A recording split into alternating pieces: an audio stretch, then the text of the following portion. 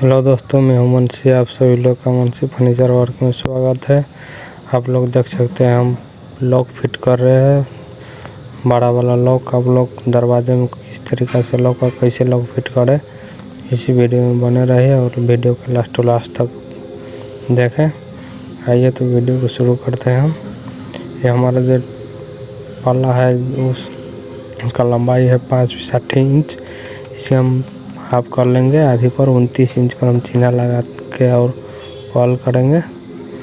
आइए तो आप लोग को थोड़ा दूर से मैं कैमरा करके दिखाया हूँ और नज़दीक से भी आप लोगों को दिखाऊंगा। वीडियो को लास्ट तक ज़रूर देखें।